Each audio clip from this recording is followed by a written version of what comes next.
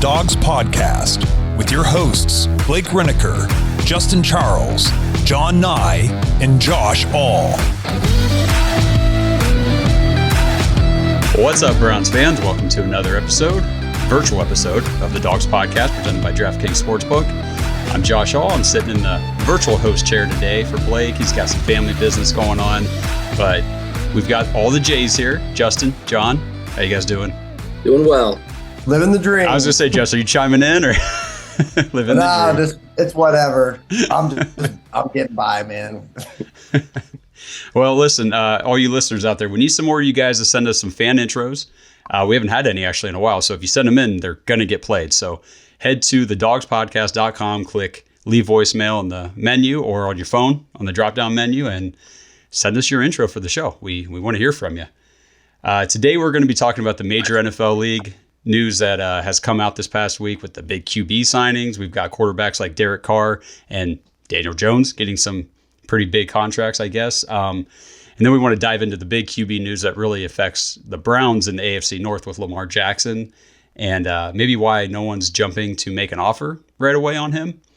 And then we'll probably just wrap it up with some potential free agent talk about some guys that may or may not fit with the Browns at some positions of need. So before we dive into all that, I'm going to go through my spiel. So remind everybody, TikTok, Twitter, Instagram, Facebook, follow us. If you're watching on YouTube, make sure you like the video, subscribe to the channel, click the notification bell so you don't miss any new stuff. We're starting to put out more content every week, so you don't want to miss any of that.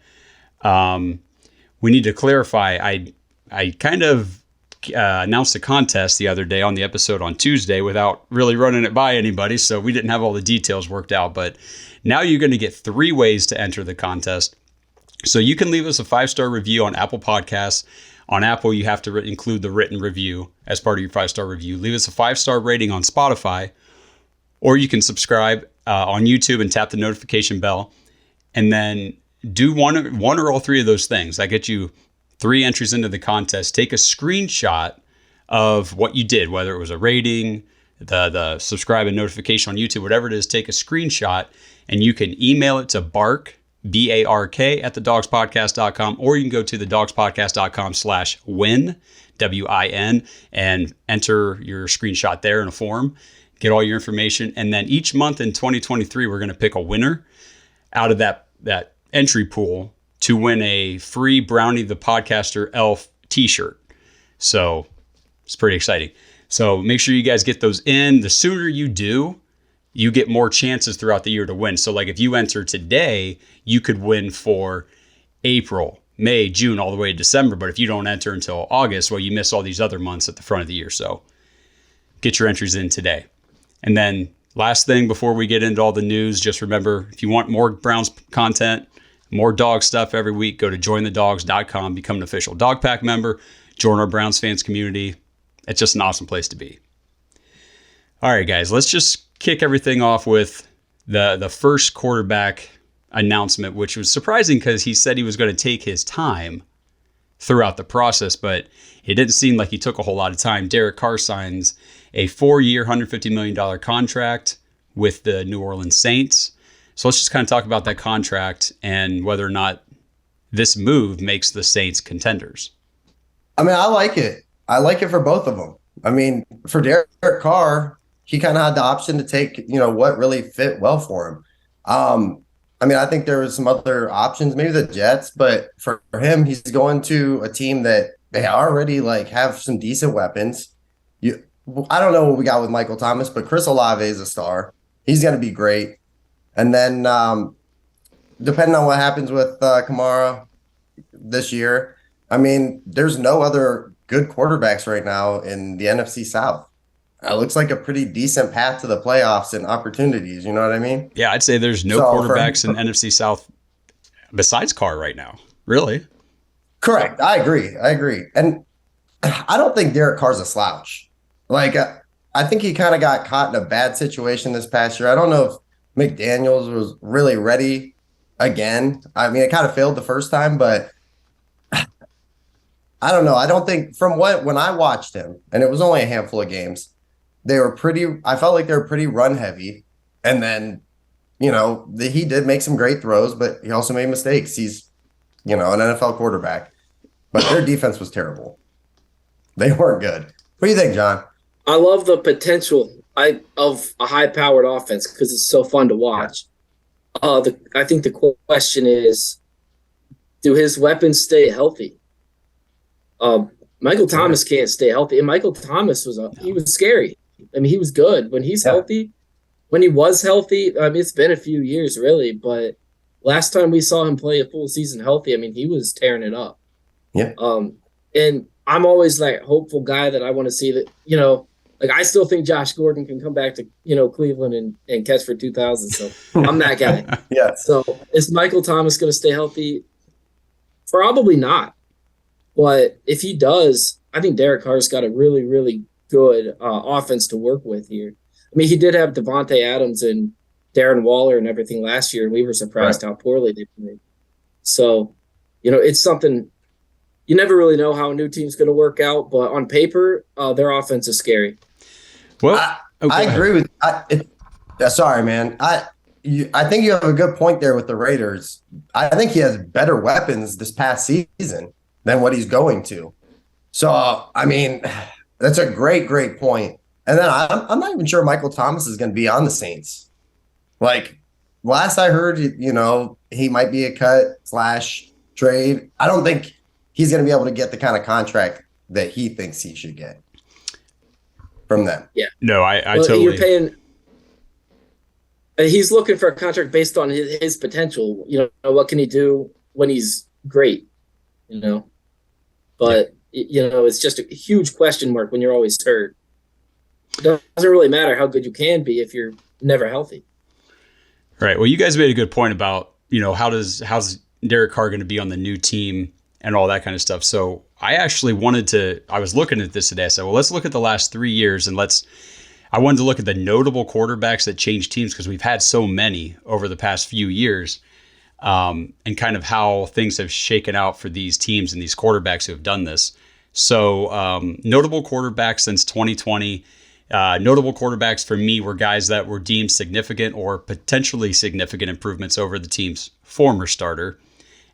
These are guys that have never won a Super Bowl before, so I did not include Tom Brady in this breakdown because I think him going to the Bucs was like a little more of an advantage than some of these other guys switching teams and teams being like, I hope this guy can get us there. So in 2020, it was Phillip Rivers to the Colts. They went 11-5, made the playoffs. Cam Newton to the Patriots. They went 7-8. Teddy Bridgewater to Carolina, 4-11. In 2021, Matthew Stafford went to the Rams. They went 12-5, won the Super Bowl. Jared Goff went to the Lions. They went 3-10-1. Carson Wentz went to the Colts, 9-8.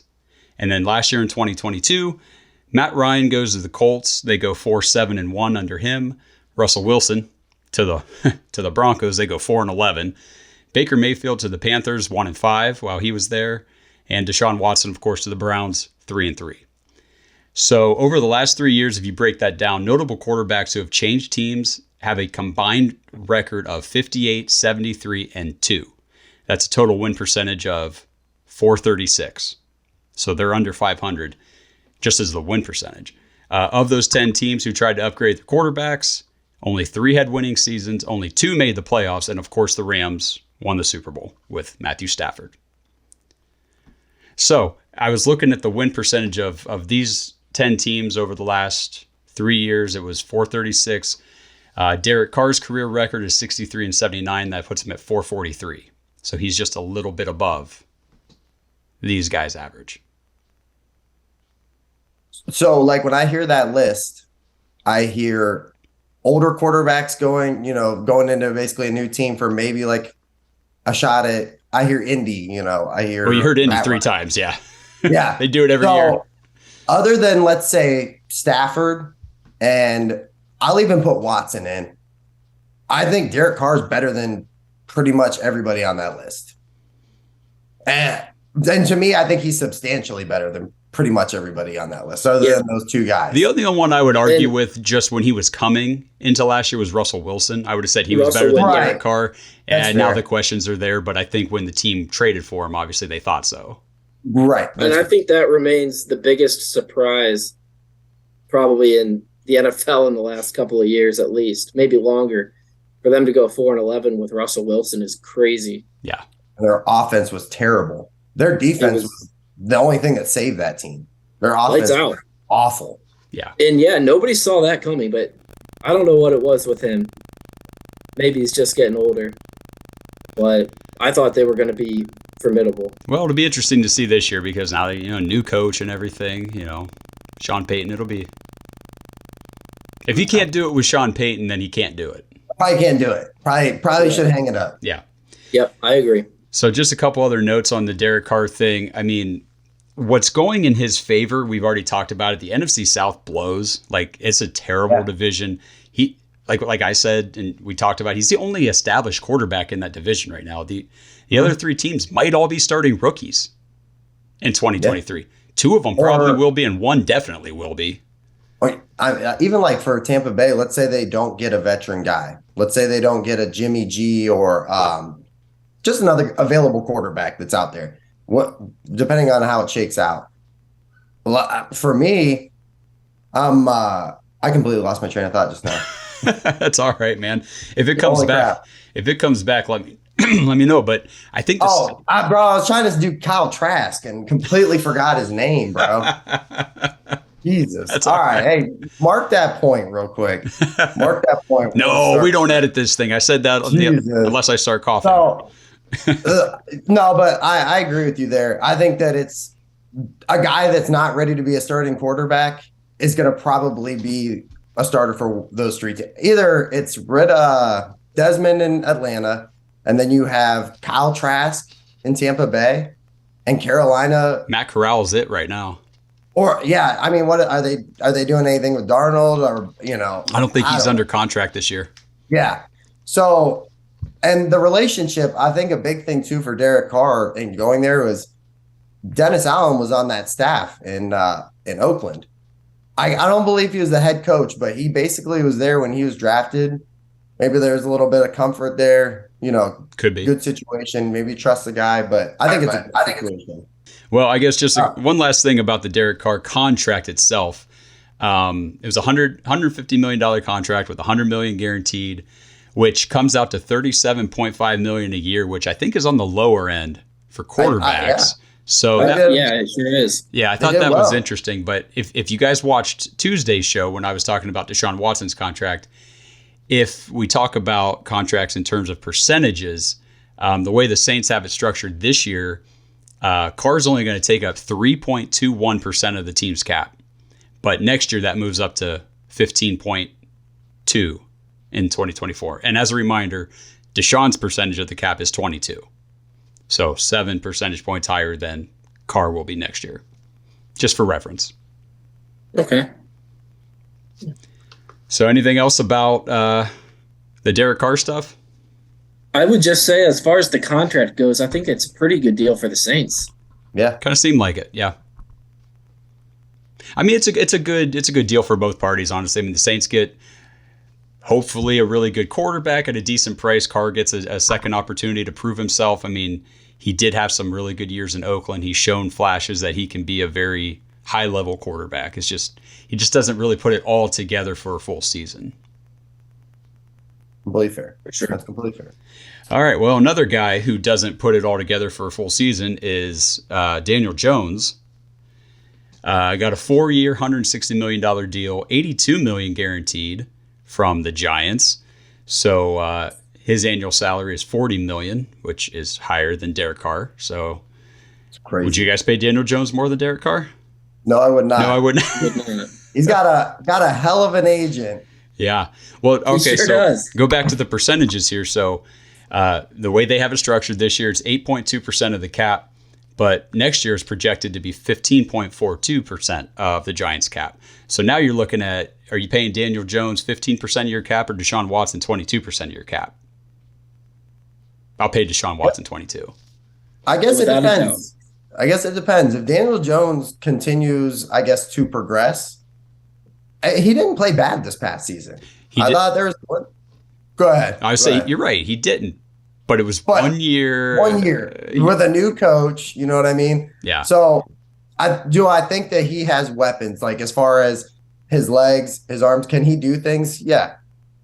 I honestly, other than Saquon, though, they haven't really put anybody around him that can stay healthy. No. I mean, Galladay was a ghost there. Sterling Shepard, literally, I have him on a fantasy team. It's been years since I have moved him off my IR. Like, he's just always hurt. He just lives there. Always hurt.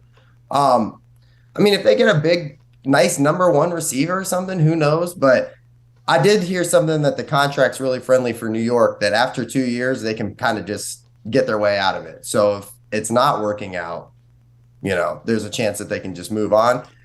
If I was them, I kind of would have experimented a little bit with free agency. There's good quarterbacks out there that I believe that if you're really believing that you're ready for a run, do it. But, for them, I mean, it works for both sides. Daniel Jones, good for him. That's a great contract for him. Yeah, I wouldn't be turning that contract down if I were Daniel Jones, for sure. So I like it for him. It is a risky move. I think it's also just kind of the price to pay for a quarterback, though. I don't really know who to compare him to, but I don't think the Giants are I just don't think they want to go out and be the Browns and draft a quarterback every year. I think they want to build around him, and he can be that guy for them. And if maybe their theory is if you put enough pieces around him, they can have success. Well, we're going to have some years here to figure out if that actually works or not. I think we'll see really quick next year if 2022 is a flash in the pan or if Daniel Jones did take that next step. Because let's put it this way, if he didn't actually take the next step, I mean, a run like that doesn't last. Like, you can't really continue it into the next year very long. And he's got to take a step. Yes. I think you saw, as far as other than quarterback play and maybe wide receiver, you saw flashes of a really great, well-coached team. Yeah. They exceeded expectations by a mile for me. I thought they were going to be awful. 3-4 wins. I'm not a big Daniel Jones guy. I didn't think Saquon would do what he did this past year as far as even staying healthy. And then he produced way past expectations other than his rookie year. But I don't know. It's rough. But you have to do what you got to do. Like John made a great point. That's pretty much what the market's going to be if you want a quarterback. Yep. You got to take a risk. I mean, if you think he could be your guy, do you want to start over with a potential free agent? None of these free agents are going to be high level miles above of Daniel Jones as far as what he's going to bring the team. They're not in a good position to get a top level quarterback in the draft. Yeah, they finished well enough that they're pretty high up in draft, and then other than maybe Rodgers, and then Jimmy G. I guess it depends on how you feel about Jimmy G. Right. Whether Jimmy G and Daniel Jones, I guess you take pros and cons with both, but yeah, they kind of had to do what they had to do. Yep. Well, I guess we can go ahead and move on to the big one. You guys want to talk about Lamar Jackson? Yeah. I would love to talk about Lamar Jackson. This episode is brought to you by Omaha Steaks.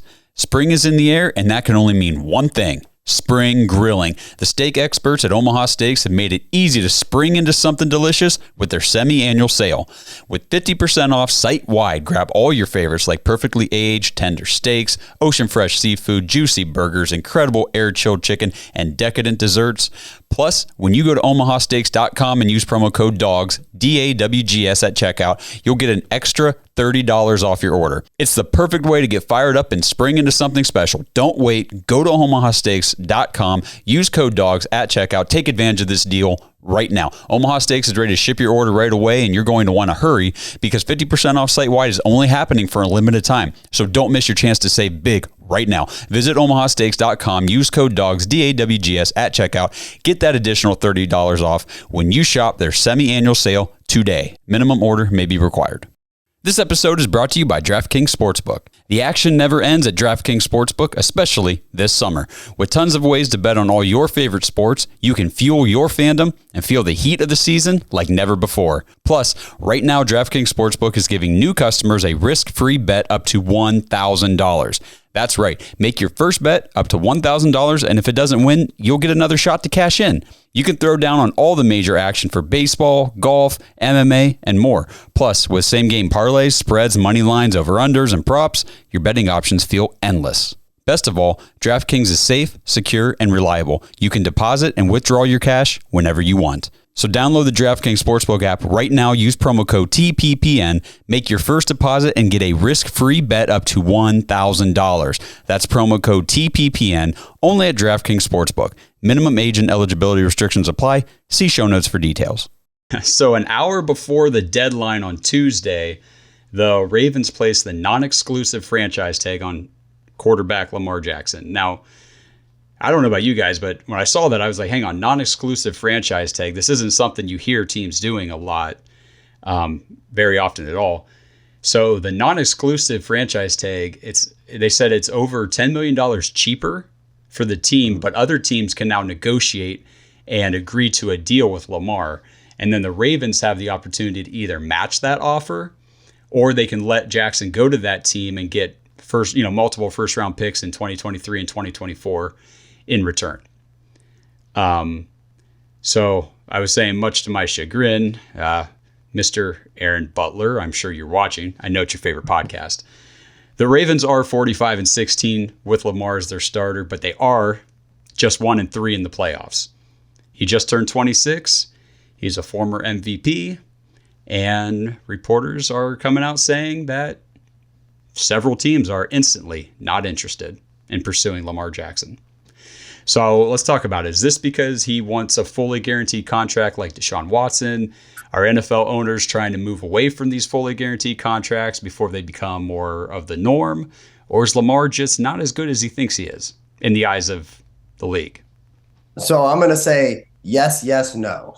That's where I'm at. I think so. I would like you to name these teams off real quick because I know these teams, but well, here we go. We'll do the timeline because the timeline was kind of interesting too. So yeah, absolutely. 3:02 p.m., Jackson gets tagged by the Ravens. So at 3:16, this is all on Twitter, right? So 3:16, Falcons reporters comes out. Falcons are not interested in pursuing Lamar Jackson. 3:35, Raiders said not likely. 4:30, Panthers not expected to be in. 4:49, Commanders are out. 5:22, Dolphins said we're all in on Tua. Okay. So I'm glad you hit on that. Yeah. Other than the Dolphins, for me, because they have Tua, and when Tua was healthy, Tua was balling out. Yeah, he looked good. Tua looked great. If he can stay on the field, I think they have something there. The other teams, I'm very confused because I feel like there's huge just question marks at quarterback. And you have the opportunity. Now, if it comes down to we don't want to give away 2 first-round picks, I get it. Do you want to build around a guy that you took in the 3rd round if you're Atlanta? Okay, cool. But if you're ready to win or if you're ready to build something, why wouldn't you just at least take the shot at it? Because we talk a lot of crap about Lamar Jackson, but at the end of the day, the guy's a playmaker. He can do things with the ball that nobody else can as far as rosters on, quarterback. So Commanders, I don't know what the hell they're doing at quarterback. I would go and get Lamar Jackson. I mean, unless you're planning on jumping up and getting a elite one of these 4 quarterbacks there's question marks in that if you're doing that. I mean, Bryce Young's kind of small, but I think he'll be all right. Stroud's nice, but would you rather have Lamar Jackson or Will Levis? To me, it comes down to passing. Still, the narrative is that Lamar Jackson can't pass, right? That's what we all say. That's what we all say.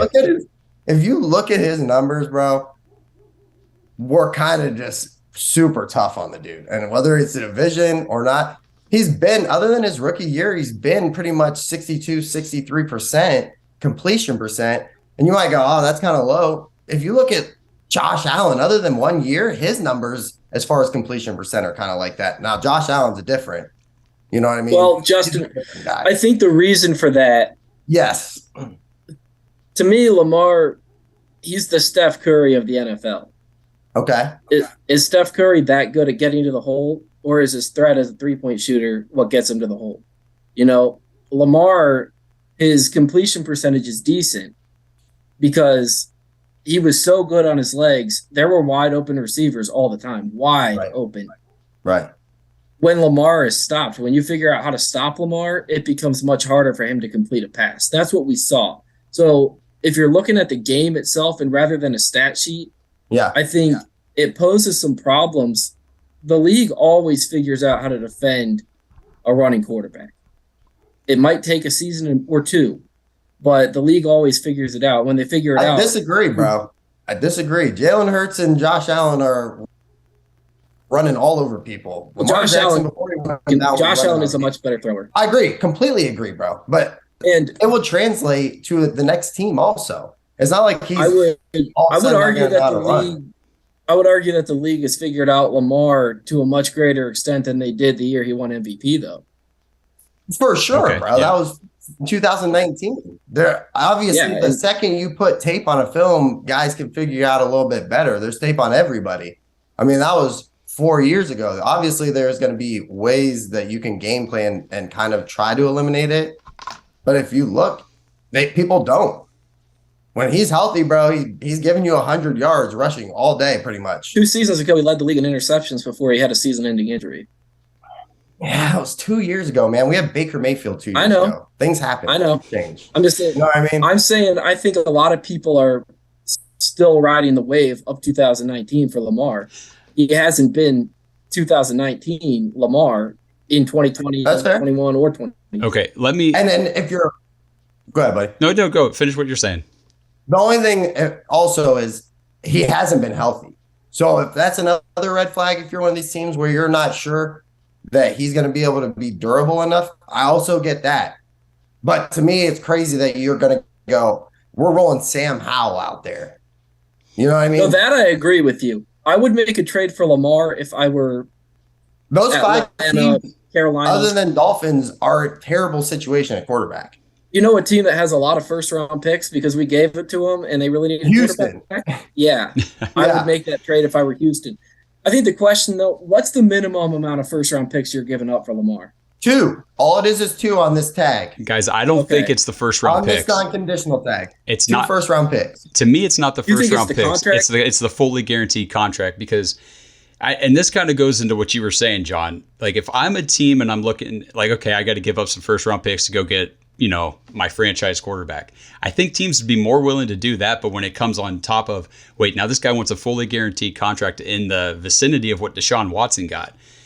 What I would be looking at is this right here that I wrote out. So Lamar Jackson, yes, he's a former MVP. He went 13-2 with 3,100 yards, 36 touchdowns, and only 6 picks when he won that MVP.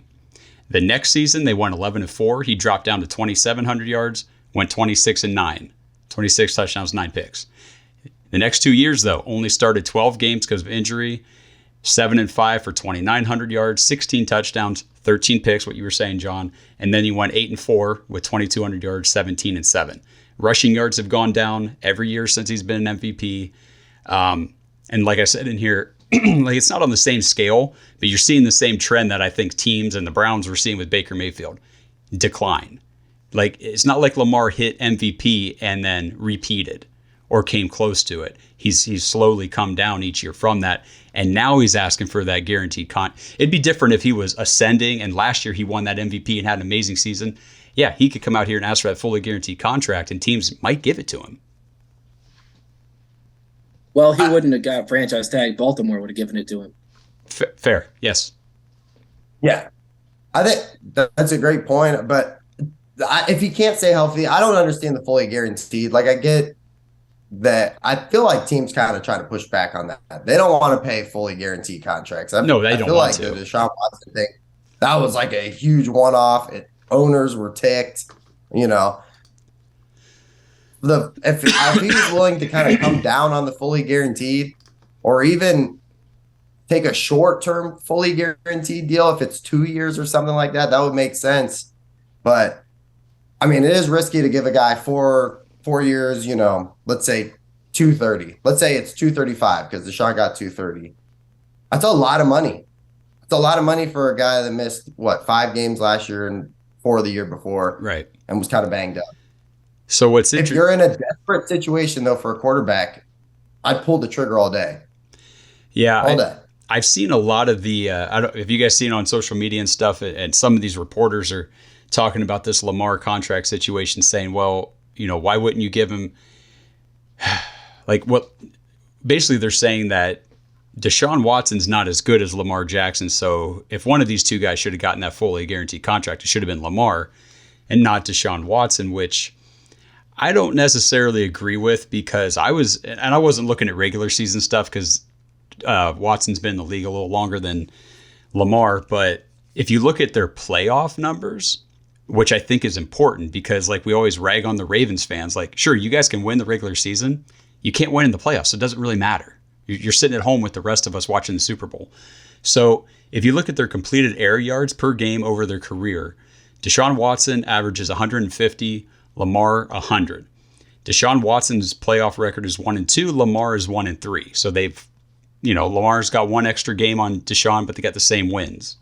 In one fewer game, though, Deshaun only has 30 fewer passing yards in the playoffs. Excuse me. Deshaun Watson's completion percentage is 63.5. Lamar's is 56. Deshaun's touchdown to interception ratio 4-1. Lamar 3-5 in the playoffs. So that makes Deshaun's touchdown percentage 3.2. Lamar's is 2.2. Deshaun's interception ratio is 0.8. Lamar's 3.7. Deshaun's quarterback rating in the playoffs is 91, and Lamar is 68. So I think the playoff numbers tell a different story. What do you guys think? I don't know, man. We're talking about 4 games. To your point, if you're Lamar Jackson's agent, or I know he doesn't have an agent, but like if you're in that circle, I'd also be banging the drum that I should be making more than Deshaun Watson. I know we're going to say that's crazy, but if you think about it, especially with a guy it's your franchise guy, I think he has a very valid argument to say, hey, I won MVP, whether it was 4 years ago or not. Hey, we've done big things together. I might have exited the playoffs a little early, but hey, the framework was there, and probably depending on what happens, might still be, but I don't know, man.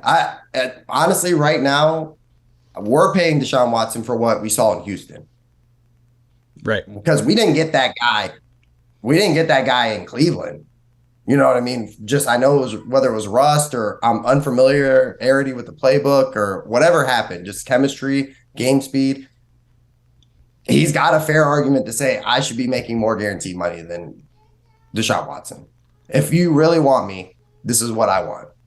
It's fair. Well, the market will speak for itself. So, if someone pays him that, then he's obviously worth that to that team. Right. So, we'll see what happens. But I think people are scared to pay somebody that much money who might end up getting hurt. I think anybody, I think even like a major good quarterback, let's say top 5 guy, I don't think Joe Burrow is going to get an all guaranteed contract, or Justin Herbert. Maybe, I guess, but Cincinnati doesn't have, as far as paying players, the greatest history. They've kind of always cheapskated out and rotated the next guy. And so we'll see, but. Mm-hmm. Well, okay. Well, Justin, let me just ask you though, did you read this tweet that I put in here from Jason LaCanfora? I'm sure I did, but okay. Just refresh me real quick. So he tweeted out the other day, he said, if Jimmy Haslam waited 1 year, a year when everyone knew he wouldn't get more than 4 to 6 games out of Watson anyway, he could have landed a far better quarterback and a far better person in Lamar Jackson for the same money. And Browns fans would have finally celebrated him, and he'd have crushed their rival. Oh, well. What do you think? Should we have waited a year and taken Lamar Jackson, or would you rather be rolling into 23 with Deshaun Watson? To me, like, hypothetical questions like that are just irrelevant. It doesn't matter what we think or what we should have done. We have Deshaun Watson, which I think I'm good with that. I don't think if Lamar Jackson would have went to Cleveland, I don't think that Browns fans would have turned their head. I think he could have done some big things if he came to Cleveland, just depending on how we designed our offense around him. if we did that. But we have Deshaun Watson. And if Deshaun Watson gets to, let's say, 85% of what we saw in Houston, and we start building on that, and we put weapons around that, sky's the limit. I'm very okay with saying, hey, I'd rather have Deshaun Watson than Lamar Jackson. And I might get burned on that years down the road. But as of right now, hopefully potential going forward, that's what we're going to. Okay. John, you got anything to add? You good? No, I would agree with what Justin just said. I'd rather have Deshaun, but I legitimately think Deshaun is better. I can't judge him based on the 6 games he played in Cleveland. I just don't think that's fair. And we'll see. If Deshaun doesn't have success in Cleveland, my life story tells me that's probably Cleveland's fault, not Deshaun's. But we'll see. I don't know. I mean, if the past 30 years, told a story, that would be the story for sure. That is the story. That is the story. But yeah, I mean, and what I keep reminding everybody too is, I think our expectations for Deshaun, we were too hyped last year. We had too high of expectations. I mean, this guy was coming off of, 700 days of not playing football. And he's coming into the league when everybody's going against has 11 games of already game experience in the season, plus the preseason and training camp and everything flowing. The chemistry with the team, the coaches, all that stuff, the routine, the preparation. He comes in cold, just absolutely cold, with 6 games to go. And it looked like it. It looked rough. It looked pretty bad. I mean, he did not play well. But I really do expect that to be different in 23. Today's show is sponsored by BetterHelp.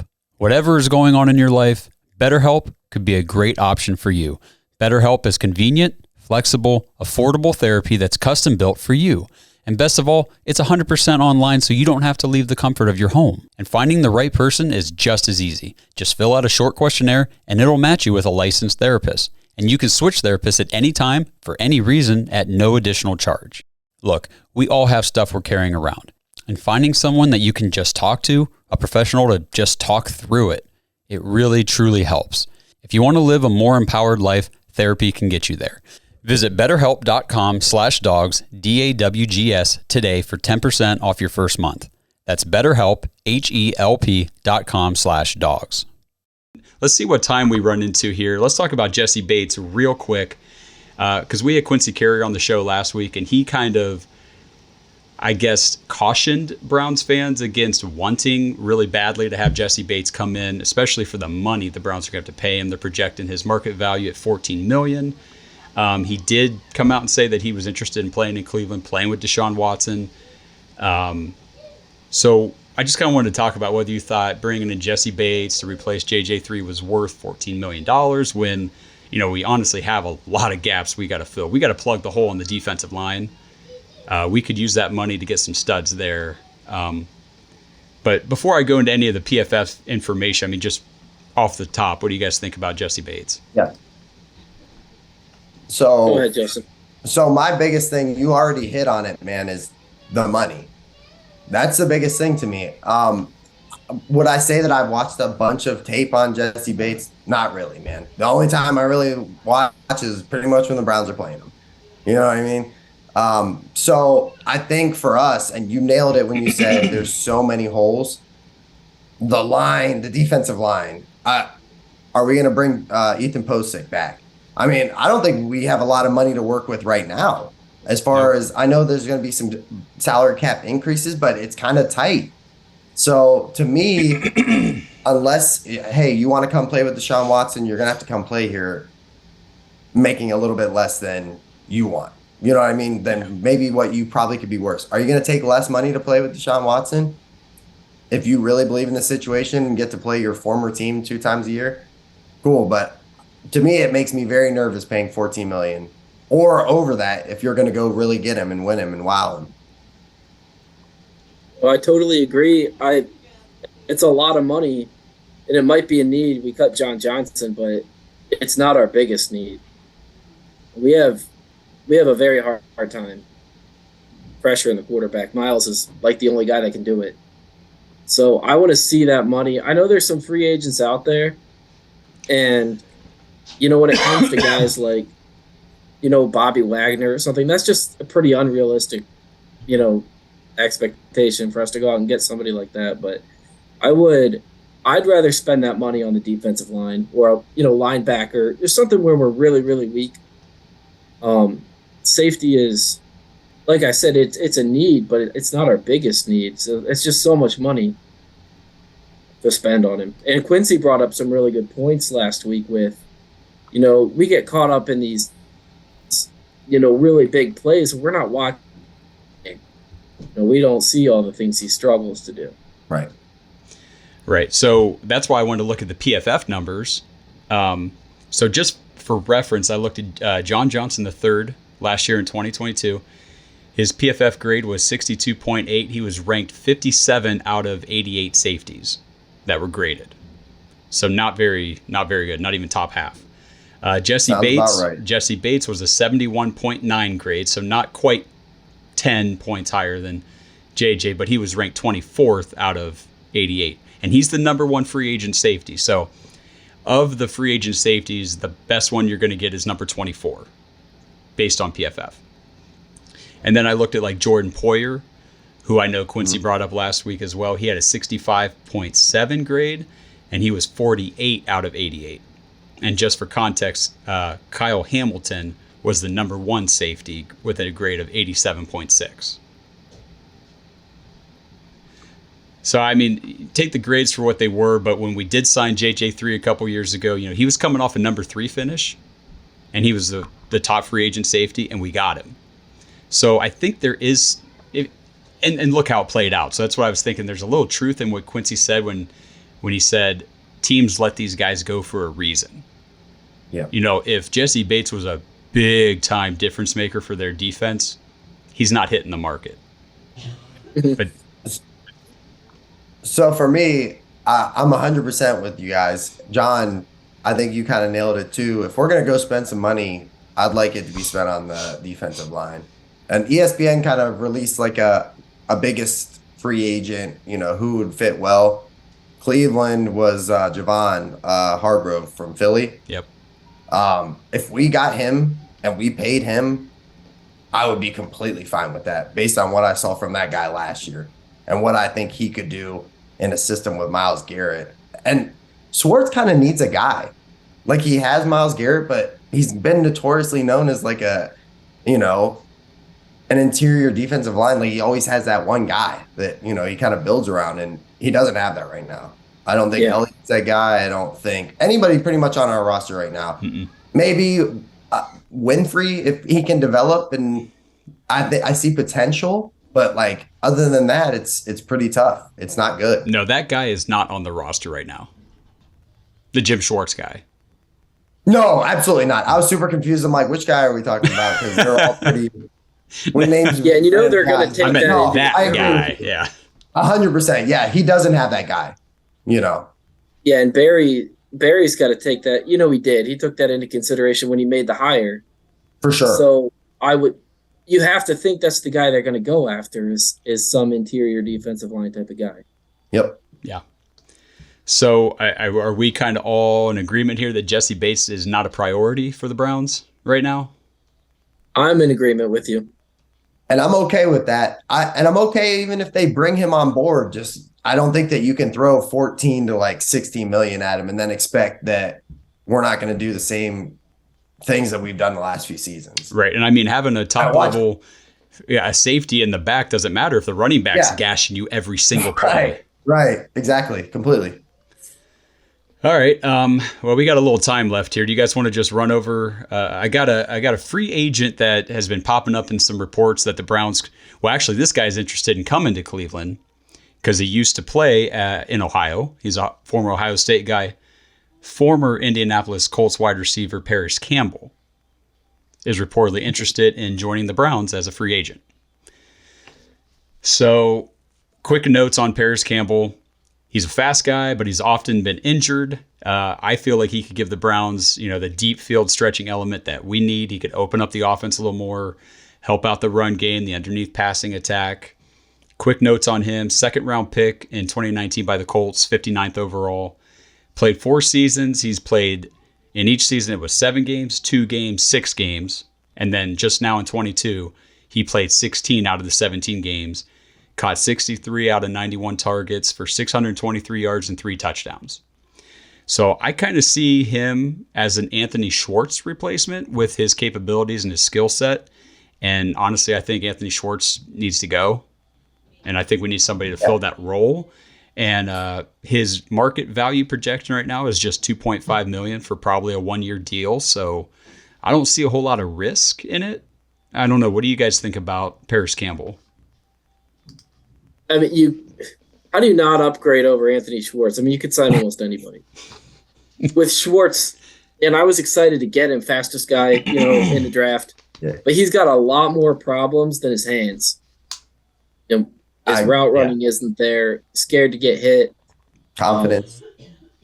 He's got a lot of issues, and I would love to see him get better, but because he's so fast. But history's not showing me that that's going to happen. So I think you do have to go out there and get somebody. So with Parris Campbell, and the things that you just pointed out, he just played 16 games, so that's good. You didn't mention, and I don't happen to know, was he playing so few games before that due to injury, or was it productivity? I'm pretty sure it was injury. Pretty sure. Yeah. And, it's not a lot of money, though, like you said, so it's pretty much worth taking a shot. Well, okay. So I'd be on board with I was going to say, for a reference point, trying to find my note here. So right now on the Browns, they've got an offensive tackle. Joe Haeg is getting paid $2.5 million a year, and this year that's just under 1% of our cap. So I'd be willing to give less than 1% of the cap to Parris Campbell to come in and be our number 3, maybe number 4. If David Bell steps up, I think DPJ is that really solid number 2 receiver, but Parris Campbell could be a great slot receiver, great downfield, vertical threat when we need him to be. He doesn't need to be in there. We don't need a number 1 or number 2 kind of guy. So I think he could fit. I agree. If you can get him cheap, I mean, it's very low risk. I think even something too, if they decide that they don't really want to go that direction, like when I look at the draft, it looks kind of nice at wide receiver. Mm-hmm. And I'm not saying there's that elite, like a Jamar Chase, right out the bat right there. But as far as when the rounds kind of start playing out, I'm still seeing a lot of quality guys that we saw in college do good things. So there's that insurance there. If you want to put the money in somewhere else, I'm fine with that. Yep. Okay. Well, that kind of wraps up everything we wanted to talk about. Is there anything else you guys wanted to hit on before we close the show? Oh, really? All good? I'm good, man. Okay, well, if you guys want a little extra content this week, we've got another episode we're going to put out on the after hour, so go to jointhedogs.com. I mean, next week, Monday, the legal tampering period starts. Wednesday, free agency opens, so we're going to have stuff to talk about next week. Fun. It's exciting. Fun. Things are ramping up. So if you guys haven't subscribed on YouTube, make sure you do. We're going to be putting out videos like crazy coming up. A lot of stuff to go over. We don't want to miss anything, and you don't want to miss anything. So make sure you follow us. Thanks to everybody who's tuning in. Blake should be back next week, so you won't have to hear me talk as much. And hopefully I'm not coughing anymore. So that'll be 2 really good things. So to everybody out there watching, we will catch you guys next week. Thanks for listening to another episode of the Dogs Podcast. Make sure you subscribe on YouTube and follow us on Twitter at the Dogs Podcast. Get your thoughts on the show at thedogspodcast.com.